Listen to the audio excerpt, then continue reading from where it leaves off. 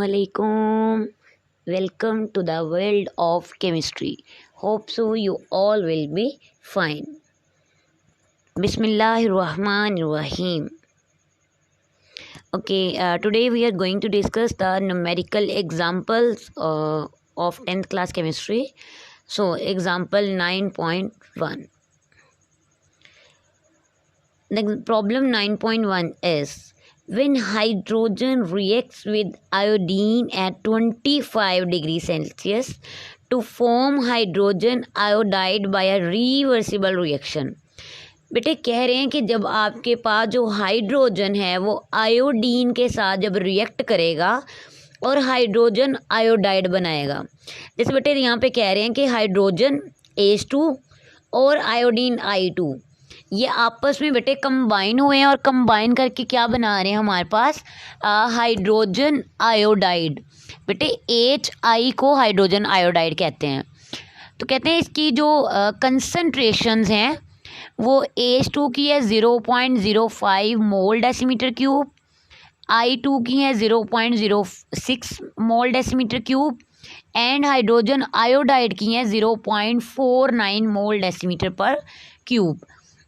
कह रहे हैं कैलकुलेट द इक्विलिब्रियम कांस्टेंट। बेटे हमने इसका इक्विलिब्रियम कांस्टेंट जो है वो फाइंड करना है। अब बेटे हमारा जो इसी से प्रीवियस जो लेक्चर अपलोड हुआ उसमें यही था, हमने बात की कि इक्विलिब्रियम कांस्टेंट क्या होता है, हम उसे कैसे ड्राइव कर सकते हैं, उसके यूनिट और उसके KC value. Okay, let's solve it. H2 की कंसंट्रेशन, I2 की कंसंट्रेशन एंड HI की कंसंट्रेशन हमें गिवन है। अब बेटे इक्विलिब्रियम कांस्टेंट Kc का फॉर्मूला हमारे पास हमने पढ़ा हुआ है कि हमारे पास ऊपर हम प्रोडक्ट लेते हैं, नीचे हम रिएक्टेंट लेते हैं। तो अब बेटे प्रोडक्ट हमारे पास कौन से होते हैं, जो राइट साइड पे होते हैं, और रिएक्टेंट वो होते हैं जो लेफ़्ट साइड पे होते हैं। अब लेफ़्ट साइड पे क्या थे, हाइड्रोजन और आयोडीन, इसलिए हाइड्रोजन और आयोडीन क्या है, रिएक्टेंट, और HI हाइड्रोजन आयोडाइड क्या है, प्रोडक्ट। अब बेटे Kc में हमने क्या करना होता है, प्रोडक्ट ऊपर लिखनी है इसलिए हमने HI ऊपर लिख लिया, और रिएक्टेंट नीचे लिखने होते हैं इसलिए हमने H2 और I2 लिख दिया। अब बेटे जो बच्चे यहाँ पे मिस्टेक करते हैं वो H2 और I2 में प्लस लिख देते हैं कि रिएक्शन में भी प्लस दिया हुआ होता है। बेटे प्लस नहीं है, ये मल्टीप्लाई होते हैं। आप यहाँ पे मल्टीप्लाई का साइन लगाएं या आप ना लगाएं, क्योंकि ब्रैकेट का मतलब ही मल्टीप्लाई ही होता है तो हम नहीं लगाते होते। उसके अलावा बेटे जो उसके कोफिशिएंट होते हैं, मतलब किसी के शुरू में अगर 1 है, 2 है, 3 है तो हम उसको ऊपर लिख देते हैं। जैसे बेटे H2 था तो उसकी बात नहीं कर रहे आपने। अब वो जो कुछ बच्चे होते हैं ना, वो जो उसके नीचे दिया हुआ होता है H2 है जैसे, तो बच्चे 2 ऊपर लिख देते हैं। नहीं, अगर किसी के स्टार्ट में वो दिया हुआ है, अब जैसे H2 के स्टार्ट में कुछ नहीं लिखा हुआ था, I2 के स्टार्ट में कुछ नहीं लिखा हुआ था, लेकिन जो HI है, जो हाइड्रोजन आयोडाइड है ना बेटे, वहाँ पे आपने देखा था ना 2 लिखा हुआ था, तो आपने वो 2 जो है वो ऊपर लिख देना है। यानी जो चीज़ शुरू में दी होगी आपने उसको ऊपर लिख देना है।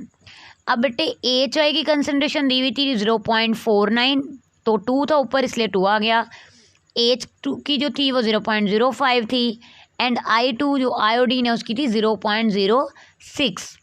पहले बेटे 0.049 का स्क्वायर लिया तो आया 0.2401, देन नीचे 0.05 और 0.06 को मल्टीप्लाई किया तो बेटे आता है 0.0030। देन इनको डिवाइड किया तो बेटे हमारे पास Kc क्या आया, 80। मीन्स के ये हुआ कि आपने ये हमारे पास कोई भी रिएक्शन हो उसका हम Kc निकाल सकते हैं। प्रोडक्ट ऊपर लिखने हैं, रिएक्टेंट नीचे लिखने हैं। अगर उनके शुरू में 1 2 3 शुरू में 1 2 3 लिखा हुआ है तो जितना लिखा हुआ है आपने वो ब्रैकेट के ऊपर लिख देना है।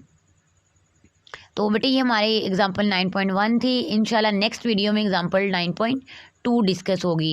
होप्सो को आपको जो है वो ये वाली एग्जांपल समझ आई होगी। बट अगर फिर भी स्टिल आपको नहीं समझ आई, आपको कोई प्रीवियस लेक्चर्स में से कोई टॉपिक या कोई पॉइंट समझ नहीं आया, तो बेटे आप कांटेक्ट कर सकते हैं, चाहे वो मेल के ज़रिए कर लें, चाहे आप कमेंट के ज़रिए कर लें। पूरी कोशिश होती है कि ज़रूर सबके कमेंट्स के आंसर ज़रूर करती हैं। and like, share and please subscribe to my channel and never ever miss any video, क्योंकि सीक्वेंस से सारी वीडियोस अपलोड हो रही हैं। तो बेटे इसको सीक्वेंस के साथ ही इसको डेली बेस पे जो उसको वॉच करिएगा। एंड अल्लाह हाफिज़, अल्लाह निगहबान, दुआओं में याद रखिएगा।